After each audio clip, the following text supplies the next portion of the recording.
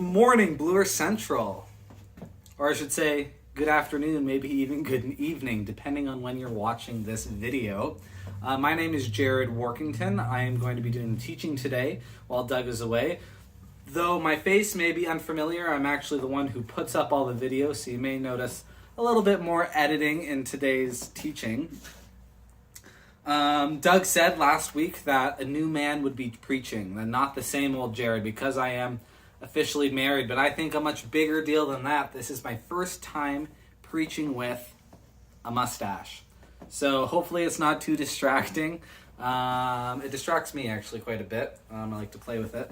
And it won't last much longer because I know it doesn't look any good. But just doing a little bit of no shave November.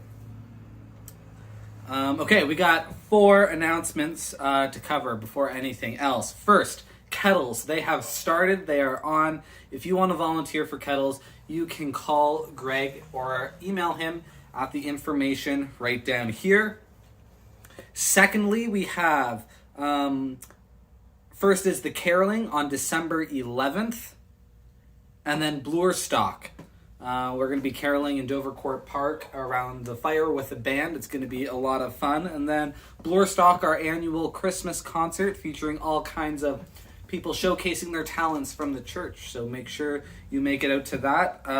Caroling is the 11th and Bloor Stock is the 18th of December.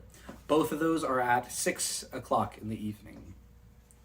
Lastly, we have the annual Christmas party, best party in the world, undisputed, right here at 789 Dovercourt Rd in Toronto. It's the place to be for Christmas, you know. It can be a really difficult time for many people. People may be very lonely on Christmas, but not at Bloor Central. So please make it out to that if you can. Catherine has been talking about and preparing an amazing turkey dinner.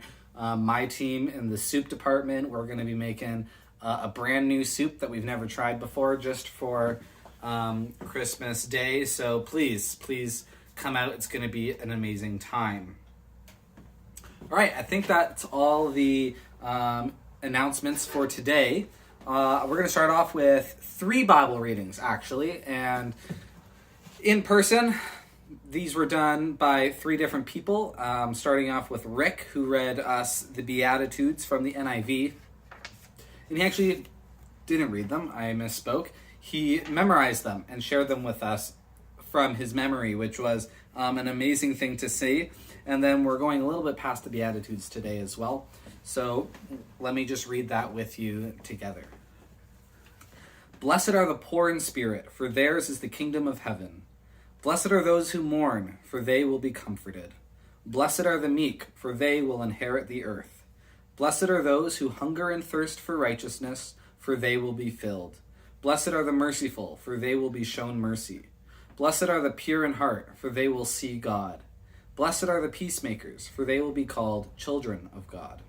Blessed are those who are persecuted because of righteousness, for theirs is the kingdom of heaven.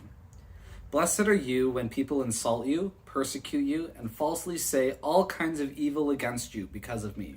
Rejoice and be glad, because great is your reward in heaven, for in the same way they persecuted the prophets who were before you.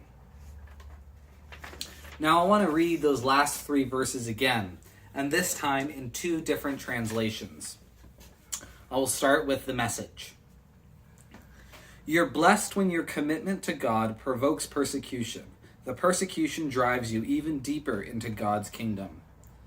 Not only that, count yourselves blessed every time people put you down or throw you out or speak lies about you to discredit me. What it means is that the truth is too close for comfort and they are uncomfortable. You can be glad when that happens. Give a cheer even, for though they don't like it, I do. And all heaven applauds. And know that you are in good company. My prophets and witnesses have always gotten into this type of trouble. And now I'm going to read those same 3 verses in the Amplified version. Blessed, comforted by inner peace and God's love, are those who are persecuted for doing that which is morally right, for theirs is the kingdom of heaven, both now and forever. Blessed, morally courageous, and spiritually alive with life, joy, and God's goodness are you when people insult you and persecute you and falsely say all kinds of evil things against you because of your association with me. Be glad and exceedingly joyful, for your reward in heaven is great, absolutely inexhaustible. For in this same way they persecuted the prophets who were before you.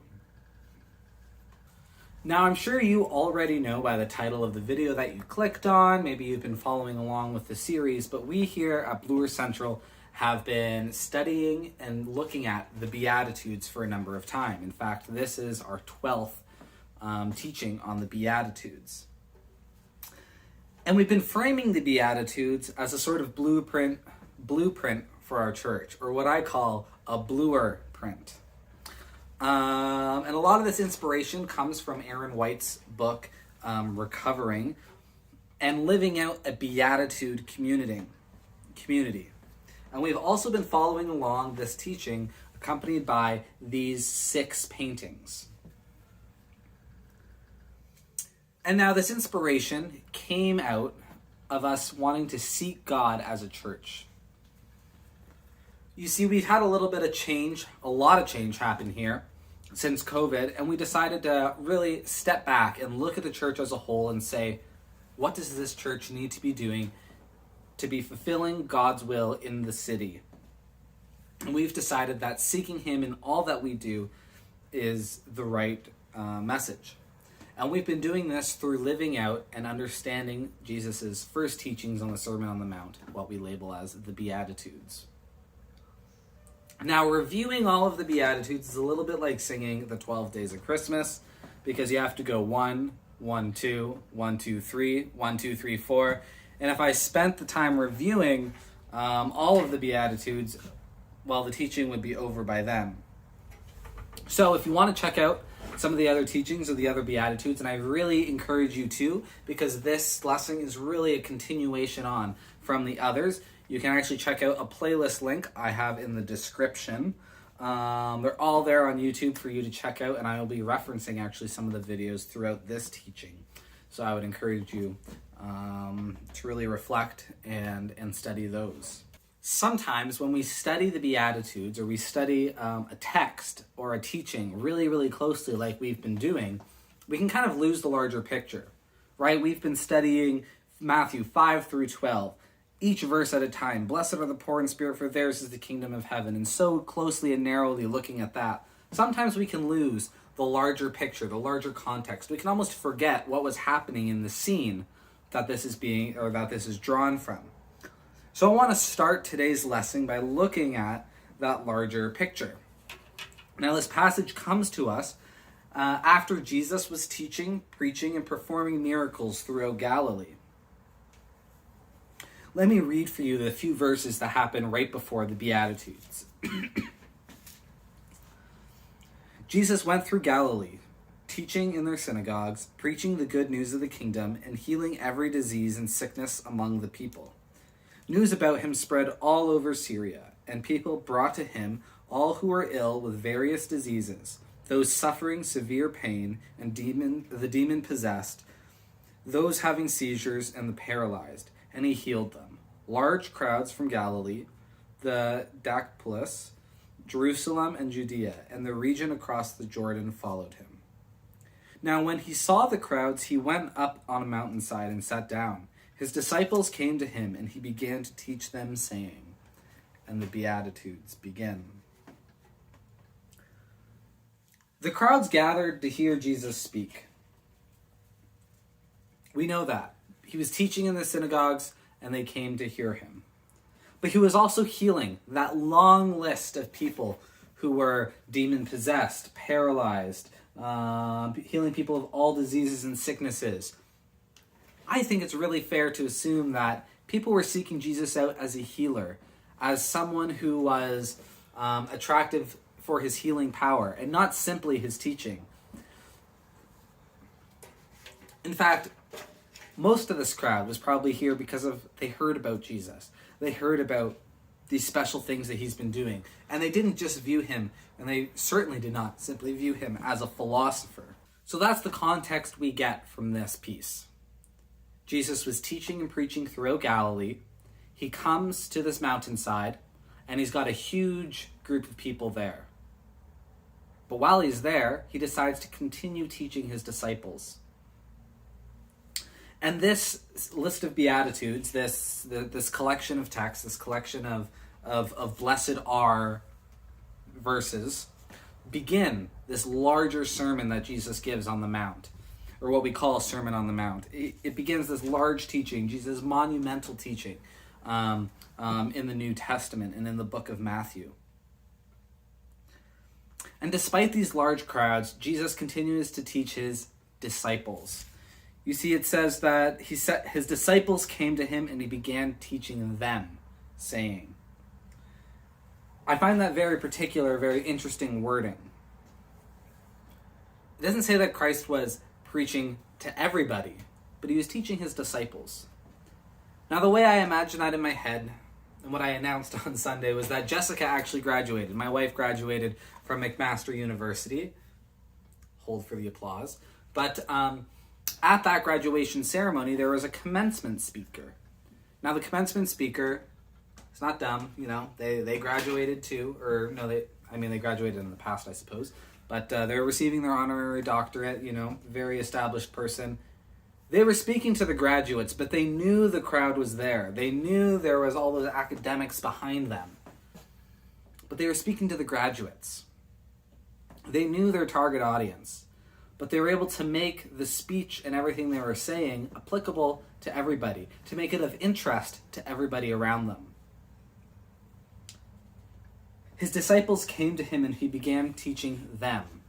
But he knew who he was speaking to. He knew he was speaking to beyond the disciples. He saw the crowds gather, and he went on the mountainside. Jesus was aware of what he was talking about, but still he chose to look towards his disciples and teach them.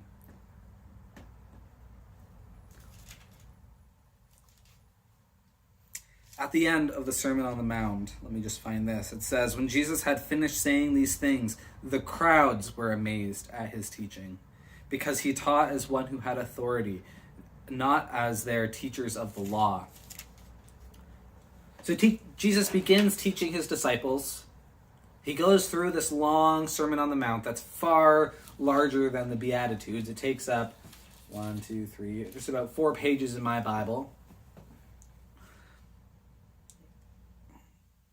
And this is where he begins, with these 8 lines that begin with blessed are.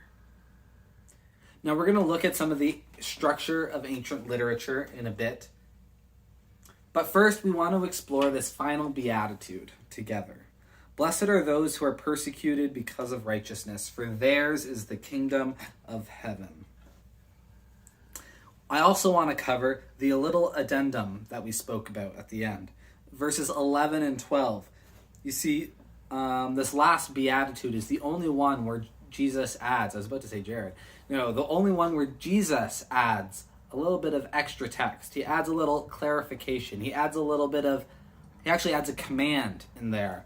And it's the only beatitude he does this. So he obviously had some very particular intentions. We have to talk about persecution, right?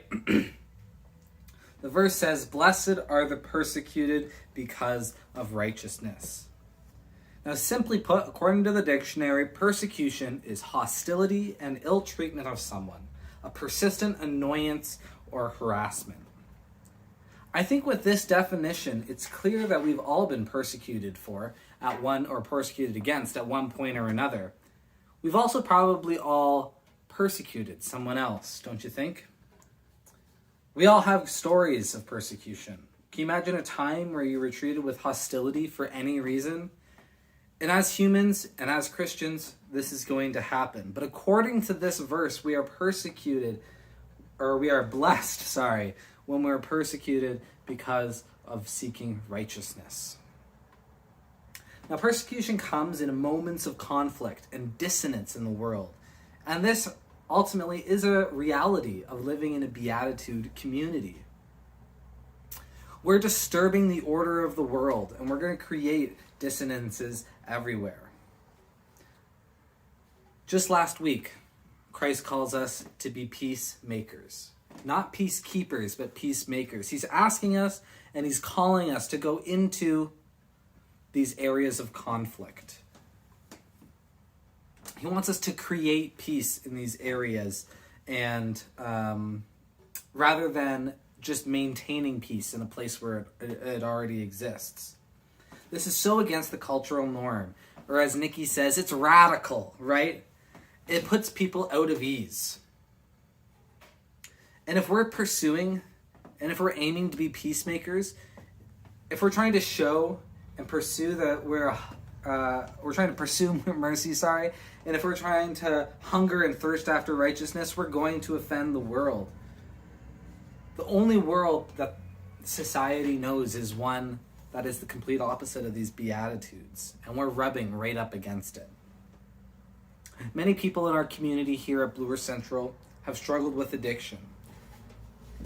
And maybe this is not just an addiction thing. Maybe you can relate to this if you're particularly stubborn even. But have you ever been so in your own way, so in a way in the world that it's the only way you know, but even though you know it's wrong, even though you know it's gross or disgusting, or you even know it's just improper, you gosh darn you do it because it's the only way you know. It's the only world that you know. And when someone comes up and butts heads against that world that you know, conflict arises.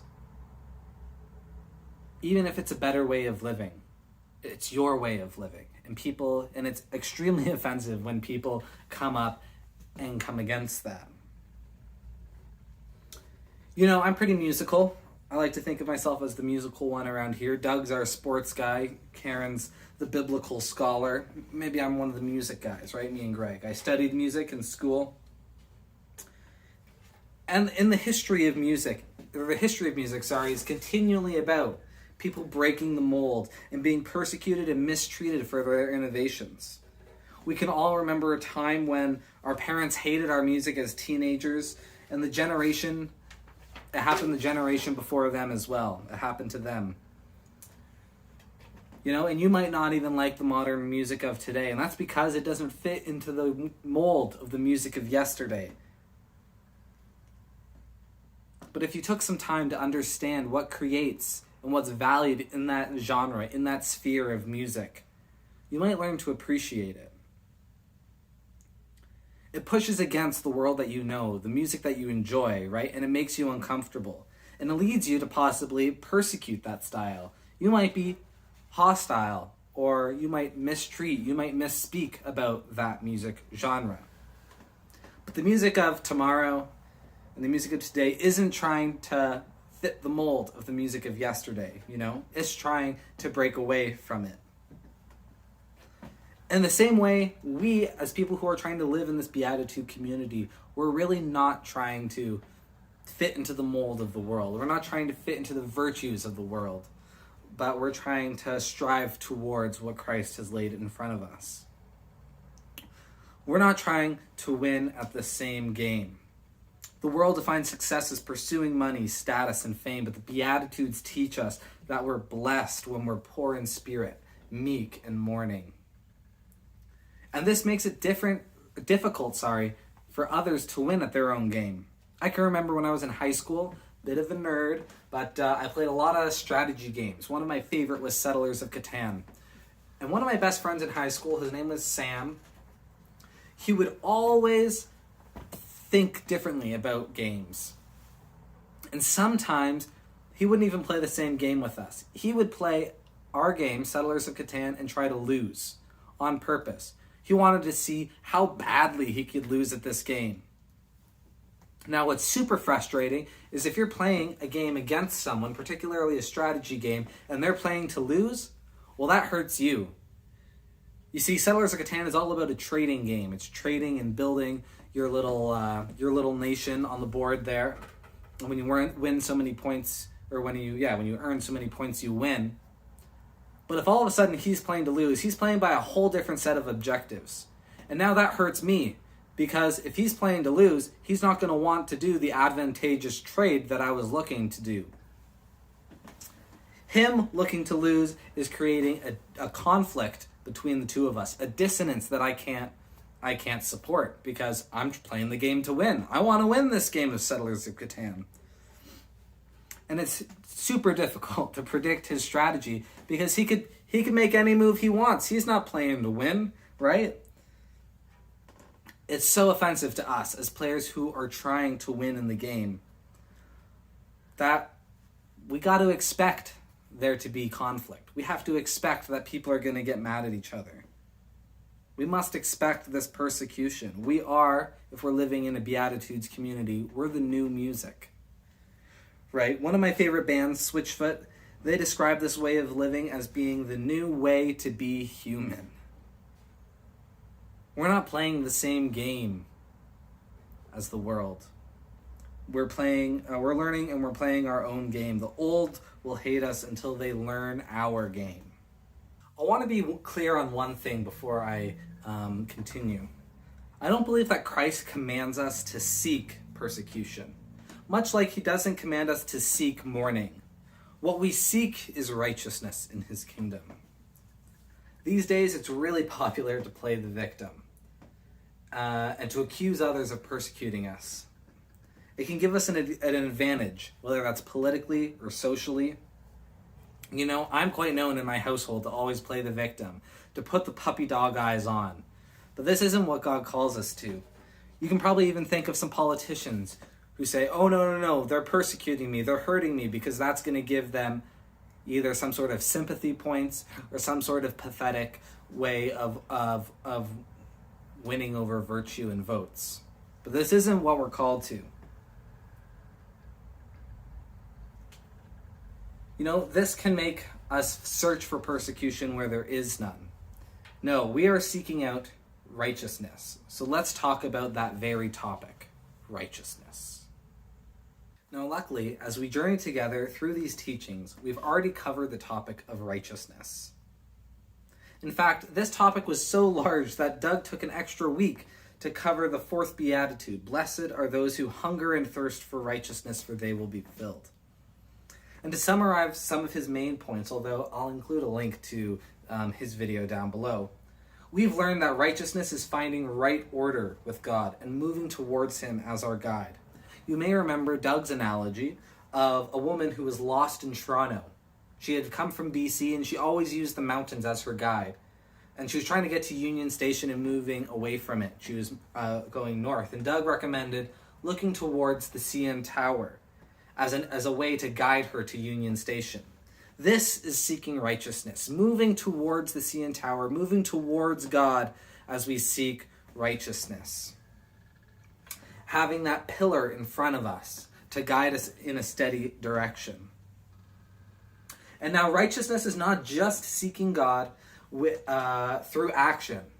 In fact, Christ commends the Pharisees for seeking outward purity. But true righteousness needs to occur at the heart level. For Christ does not merely desire people who appear good or even those who do good. Christ wants people who are good. If you remember, Karen spoke about blessed are those who are pure in heart. True righteousness is something that is internalized.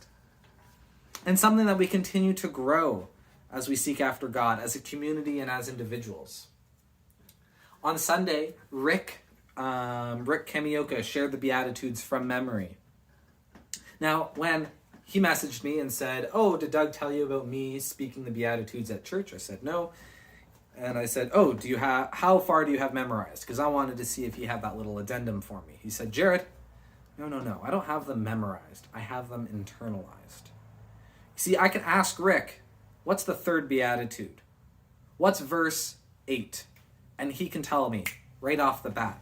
He has it so deep within him that he can recall it in times of stress, in moments of weakness, in conversation with others, or in a moment of joy. Rick can use the Beatitudes that he's internalized so carefully as a tool to guide himself towards God through righteousness. This is the righteousness that we seek. This is the righteousness that God calls for, a righteousness that is internalized. Now, you may be sitting there, sitting on your sofa, wherever you're watching this, asking yourself, Jared, how do we become truly righteous? What does that look like? And I'm happy to share that a better teacher than me, Doug, has discussed this. And I'm going to include links below. And there's two main points that he brings up in his sermon on hunger and thirst. First, that we find righteousness through a clarity of thinking. And second, that, and equally important, through our spiritual enlightenment. Okay, so far we've covered the persecution that Christ speaks of, and that is not just being treated with hostility, but specifically being persecuted because of righteousness. Now, you may remember from the Bible teaching, and I've mentioned it at several points, there's an addendum here, a little appendix at the end of the Beatitudes. And these verses are the only place where Christ actually gives us a command in the Beatitudes. In the Message translation, which Colleen on Sunday read so beautifully for us, says that Christ calls us to be glad when persecution happens, to give a cheer even. The NIV that we've been reading and following along with all these weeks says it instructs us to rejoice because great is our reward in heaven, and that all of heaven applauds us. Christ expanded upon our experience of persecution and related it to his own persecution when he speaks in John 15, verse 18. This is what Jesus says in John chapter 15, verse 18 to 19. If the world hates you, keep in mind that it hated me first. If you belong to the world, it would love you as its own. As it is, you do not belong to the world, but I have chosen you out of the world. That is why the world hates you. As we know, later on, in the Gospel of Matthew and all the other Gospels, Christ himself is persecuted and crucified on the cross. And our persecution brings us closer to the experience of Christ himself. Our persecution is a mere reflection or image of that persecution. We're drawing closer to Christ as we're being persecuted for this righteousness. And in these times of persecution, we can know that we're not alone and that Jesus went through the same thing.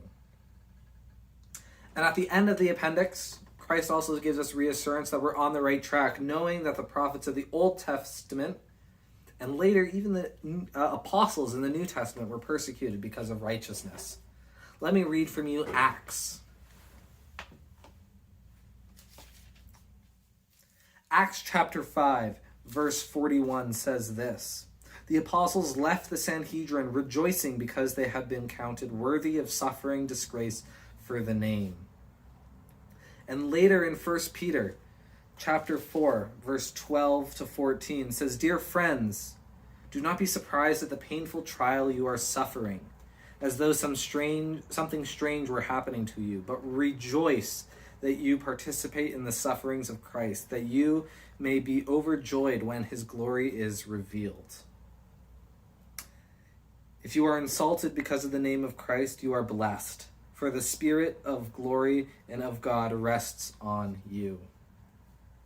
Now, the last part of this beatitude actually connects us to the very beginning. And I want to spend the rest of our time together exploring the structure of the Beatitudes as a whole and how we can further understand each Beatitude through the others. Now, those listening to the Sermon on the Mount at the time would have been very familiar with Eastern literary forms. The book of Matthew is particularly written to the Jewish population, and it's fair to assume that the people there would have been very familiar with the Jewish texts. And one structure that appears across the Old Testament, it appears in the New Testament quite a bit as well, as we see here, but is very familiar to those listening that were familiar with the Old Testament text, is the structure of a chiasm. Now, this can be somewhat of a challenging concept at first, but once understood, you can notice it across the entire Bible. Now, essentially, a chiasm is a palindrome structure. That is a literary structure where it's spelt the same forward and backward, like race car.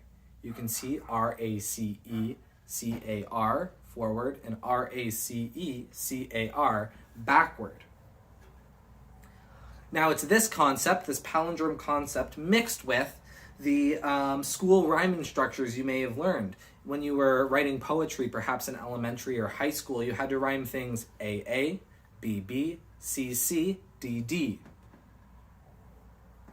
where each letter represents a rhyming word at the end of each line. Now, in chiasmic writing,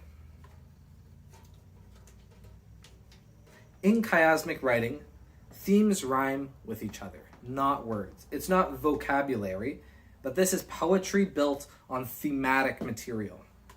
And the most basic structure would be ABBA. Not the band, but A-B-B-A. The example I want to share for you comes from Psalm 16, verse 8. I'll read it for you first before we dissect it a little bit. Starting at Psalm 16, starting at verse 8, says, I have set the Lord always before me, because he is at my right hand. I will not be shaken. Therefore my heart is glad, and my tongue rejoices. My body will also be rest secure, because you will not abandon me to the grave, nor will you let your Holy One see decay. You have made known to me the path of life. You will fill me with joy in your presence, with eternal pleasures at your right hand. Now, it's common in kind of biblical scholarly writing for them to draw a chiasm or explain it with a V shape. So let me draw this with my finger, kind of like that. And at the bottom here of this diagram, we're going to put rhyming pattern A. Now, you can see that for Psalm 16. In verse 8, we get, for the Lord always before me, because he is at my right hand.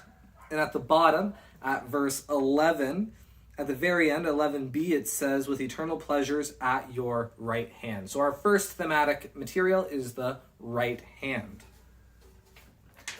As we move along, we can get one tier up, and now we're in the B section. And we read in verse 9, it says, therefore my heart is glad and my tongue rejoices. So we're going to put glad or happy as our B category. And if we go all the way down to verse 11a, the first half of 11, it says, you have made known to me the path of life. You will fill me with joy in your presence. Glad, joy, happy is our second thematic material. And right at the peak of our mountain here, we have thematic passage number C, which is found in verse 10. Because you will not abandon me to the grave, nor will you let your Holy One see decay. We have no abandonment and no decay.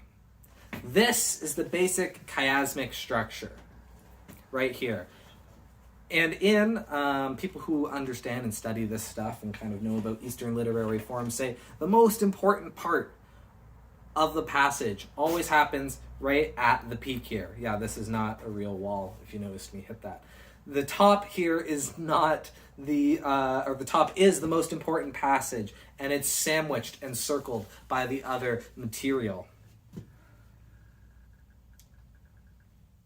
And in this way, we can actually read the Beatitudes, specifically the second half of the Beatitudes, structured as a chiasm. So I want to do that with you this morning or evening or whenever you're watching this. So let's erase everything else. Let's draw another pyramid there. And let's start right at the base. That's where we begin today. And we look at verse 3 in Matthew 5. It says, blessed are the poor in spirit, for theirs is the kingdom of heaven. So that's one side of our little mountain. On the other side, our next A comes at verse 10 that we looked at today. Blessed are those who are persecuted because of righteousness, for theirs is the kingdom of heaven. For theirs is the kingdom of heaven. These two relate to each other. We begin and end in the same place in the Beatitudes. Let's go up one more tier. In verse 4, we see, blessed are those who mourn, for they will be comforted. And in verse 9, we see, blessed are the peacemakers, for they will be called sons of God. For they will be. If we move up again, another tier to number C, we get blessed are the meek, for they will inherit the earth. And again, we move up to verse 8, and we get blessed are the pure in heart, for they will see God. We can move up one final tier, and I've actually been calling this another B. So we get an A, B, C, B pattern repeated. Let's look at verse 6 where it says, blessed are those who hunger and thirst for righteousness, for they will be filled. And right below it, blessed are the merciful, for they will be shown mercy.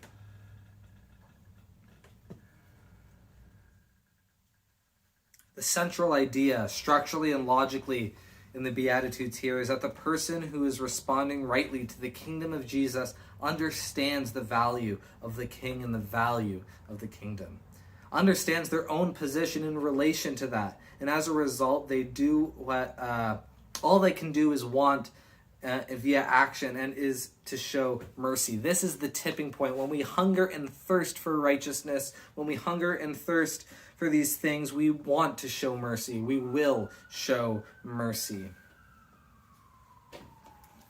We can also understand the Beatitudes in a few other ways. So here we have side by side things relating, where it comes to this tipping point. We could also read the Beatitudes as we have been, top to bottom. Blessed are the poor in spirit, which leads us into mourning, which leads us to become meek, which leads us to want to hunger and thirst for righteousness, which leads us to want to be merciful, which gives us pure in heart, which creates peacemakers, which leads us to righteousness, leads us to pursuing righteousness, which creates persecution. That is another way that we can read the structure of the Beatitudes. And there's one more I want to look at together. In this V, they're separated into two columns, or into two halves. The first one, poor in spirit, mourn and meek, are all internal things. They're all internal conflicts within us. And the other side, the merciful, the pure in heart, the peacemakers, the persecuted, they will be shown mercy. Those are all external things. Those are all external things that we do for the kingdom. So we've got lots of ways that we could look at the Beatitudes, and I think you might be thinking, you may or may not be thinking, Jared, you're reading way too far into this. There's no way those original people sitting around the Sermon on the Mount, the people past the disciples that Jesus is speaking to, that are listening into him, that they're picking up on all these nuances that you're reading about. I think you might be wrong here. Not only were they familiar with this chiastic structure, but in the mid-20th century, we found these scrolls, these really famous scrolls. They're called Dead Sea Scrolls. You can look up online. It's a huge topic of study. And they have one incomplete scroll in the Dead Sea Scrolls. And these are from a Jewish sect that is from around Jesus' time. So there's no New Testament writings, but there's tons of Old Testament writings here. It's the oldest Old Testament writings we have. And among them are other non-biblical texts. One of those non-biblical texts is a list of beatitude-like writings that begin with the phrase, blessed are. Now the first one says, blessed are, and then we don't have the rest of the manuscript. And then we see the line below it, and it says, blessed are, and the rest of the line is cut off. And then it says, blessed are, and it cuts off again. And it's not until we get to the fifth one that it says, blessed are, and then it just gives us some values, some good social values. It says you shouldn't lie. Blessed are those who don't lie, or these sorts of things, that we would see as generally good ideas, but not exactly that crazy thoughts. See, I don't think it's too tough to imagine this Jewish crowd knowing these texts, these blessed are texts. So when they hear Jesus saying, they're going, oh, he's going into that old routine, that old comedy bit, the old blessed are bit. But Jesus doesn't do that. Instead, Jesus radically flips these sayings on its head, proclaiming what it means to be blessed as part of God's kingdom. Jesus is radical at that time. And he's radical today. If you read those other virtues, I'm sure we would say that's what society likes now. But Jesus flips these sayings on their head and proclaims what it means to be blessed in the kingdom of God, which is true today. Now, before I sort of close off this video, I want to talk about this picture one more time. I think what first stands out to me is the people in the background, actually. That is, that they don't stand out. This picture doesn't focus on the persecution. It doesn't focus on the way this man is being mistreated. It's not focusing on what exactly it is he did that they're persecuting him for. It doesn't focus on any of that, because it truly doesn't matter. We've all been persecuted at some time or another. We've all been mistreated, right? We all have stories of that. No, the emphasis in this painting is his eye and his gaze towards the feast. This is by the same painter who did our feast painting that you can find down in the meal room and just outside the sanctuary here at Bloor Central. I can put it up here for you as well. And this is another way that we view the image of God, where everybody has a seat at the table. You see, the painter is trying to emphasize that the man who's being persecuted, he's seeking out this feast. He is looking at it and he is watching it. He's keeping his gaze concentrated and he is seeking out that meal. The other thing that I think is so particular about this piece is the grasp of the person's hand on his arm. You see, in all the other paintings that we looked at, you can see the imprint of someone's hand when they're being touched. On the peacemakers, it's on their head. On the mourners, the little boy is hugging the mom, and you can see the imprint of his hand grasping. But here, the persecutor, the persecutor who is grabbing the arm of this man has no imprint, has no impact on the man. The man doesn't even feel him. He doesn't even notice him. And that's what Christ calls us to do when we're being persecuted for righteousness. We should rejoice and be glad because we are blessed in these things. For ours is the kingdom of heaven.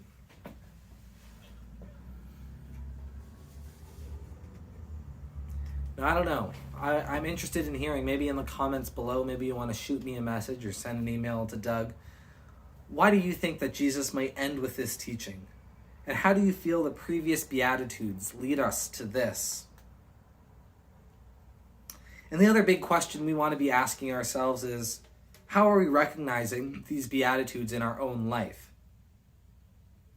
Doug has asked me to ask you to take 20 minutes to review the Beatitudes. When we come together on the 4th for our Sunday meeting, we're going to have a discussion. What do these Beatitudes mean for you? Not one in particular maybe, but how do they as a whole? What do they mean to you? What do they mean to us, Bloor Central, as a community? If you want to focus on one, maybe just ask yourself, what Beatitude is most important for you right now? We're not trying to hear everybody's life stories through this. We don't want 10 minutes of sharing for each person. Unfortunately, we don't have time for that. But if you can come up just a really good elevator pitch of the way these impact you, the way you think these will affect and grow within our Bloor Central community, we want you to share that with us. And you can send that in either through the prayer requests on bloorcentral.com in the comments section below, or email Doug, Karen, or Greg. Thank you so much, Bloor Central.